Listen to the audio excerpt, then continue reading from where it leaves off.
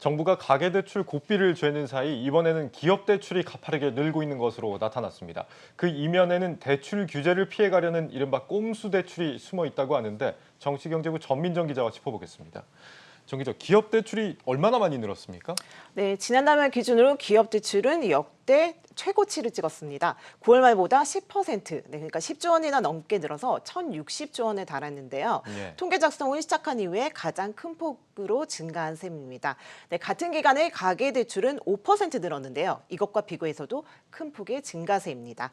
특히 자영업자가 주로 빌리는 개인사업자 대출을 포함한 중소기업 대출은 한 달 새 8조 원이나 늘어 10월 증가액 기준으로 가장 많았습니다. 한 달 만에 10조 원이 불어났는데 네. 그 대부분이 이제 중소기업 대출이었다. 네. 원인이 어디에 있을까요?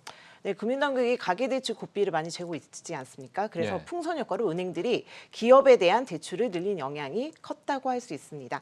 네, 근데 가계대출 목적기가 내년에도 더 심해질 것으로 전망되면서 대출 이자 수익으로 먹고 살아야 하는 은행들이 기업 대출로 눈을 돌리고 있는 겁니다. 예. 특히 최근에는 기업 대출을 확대하기 위해서 은행들이 기업 금융 플랫폼 업체와 협업을 하거나 가계대출 중심이었던 그 손쉬운 비대면 대출을 이제 개인 사업자 대출까지 늘리는 이런 마케팅 활동도 강화하고 있는데요.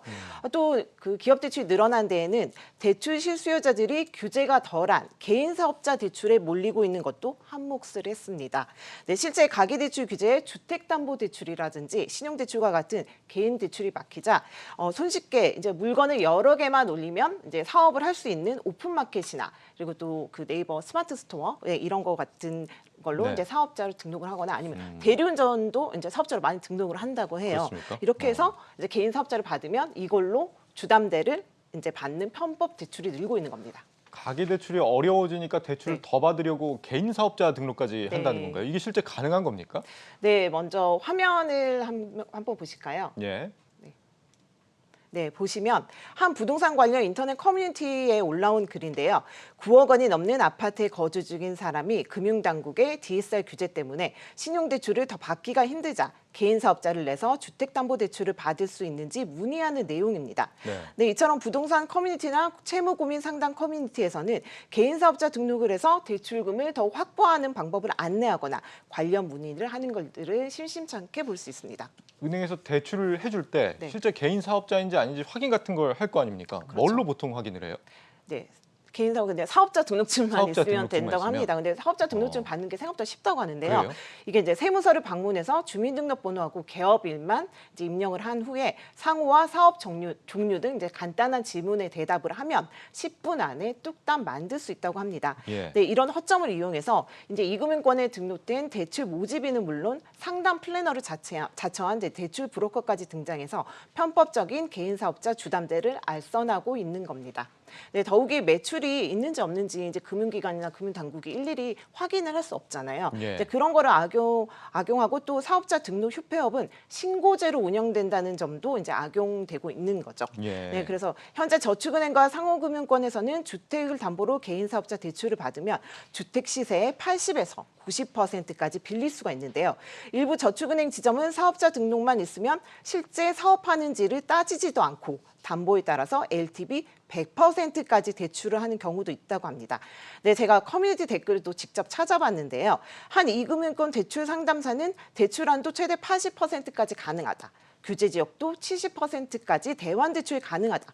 중도 상환 수수료도 반값으로 감면해주겠다. 뭐 이런 혹할 만한 문구를 내걸면서 상담을 안내하거나 또 상담 후기 이런 것까지 전하고 있었습니다. 예. 네, 그래서 오늘도 제가 직접 오픈 채팅방을 통해서 대출 상담 플래너와 직접 상담을 해봤어요? 네, 접촉을 해서 상담을 해봤는데요. 예. 이게 정말 가능한 얘기더라고요. 그래서 제가 사업자 등록자를 내서 대출을 추가로 받고 싶다 이렇게 얘기를 하니까는 먼저 이제 담보가 있냐 물었습니다. 근데 저는 담보가 집도 없고 없어서 예. 일단 없다고 했는데 일단 세부적으로 그래도 계산 검토를 해보자면서 네. 저한테 통화를 해달라고 전화번호를 남기라고 하더라고요. 좀 짠한 얘기긴 하지만 네. 어쨌거나 담보가 있으면 개인 사업자 대출을 정 기자든 누구든 네. 할 수 있다 이겁니다. 네, 맞습니다. 네, 이게 사실 지금 뭐 불법은 아니다 이건지 않습니까? 불법은 아니고 네, 그 대출 상담사도 불법이 아니라고 예, 얘기를 어떻게 했습니다. 보면 좀 편법 정도가 네, 될 것 같은데 맞습니다. 사실 이렇게까지 노력해서 대출을 받는 사람들이라고 한다면 정말 이제 돈이 급전이 필요한 이런 취약계층이거나 네. 아니면 투기 세력일 가능성이 높겠습니다. 이게 좀 부실화된다면 좀 네. 위험한 거 아닙니까? 네, 이렇게 기업 대출이 늘어나면 이제 기업 대출은 가계 대출하고 달리 원리금 분할 상환이 이제 이루어지지 않아서 잠재적 부실 위험이 더 커질 수 있다는 게 문제인데요. 예. 네, 9월 말 기준으로 중소기업 대출 연체율은 0.3%에 그치고 있지만 이제 내년 3월에 코로나 대출 만기 연장과 이자 상환 유예 조치가 끝나면 개인 사업자 대출에서 부실 규모가 더 늘어날 수 있다는 우려가 나오고 있습니다. 네, 그래서 이제 금융사들이 이제부터라도 대출자의 상환 능력을 더 따져볼 필요가 있다는 지적이 나오고 있는데요. 네, 전문가들도 이런 점을 우려했는데 관련해서 인터뷰 직접 들어보시겠습니다. 예. 이제 내년 3월까지 채무 상환을 유예시켜 놨잖아요.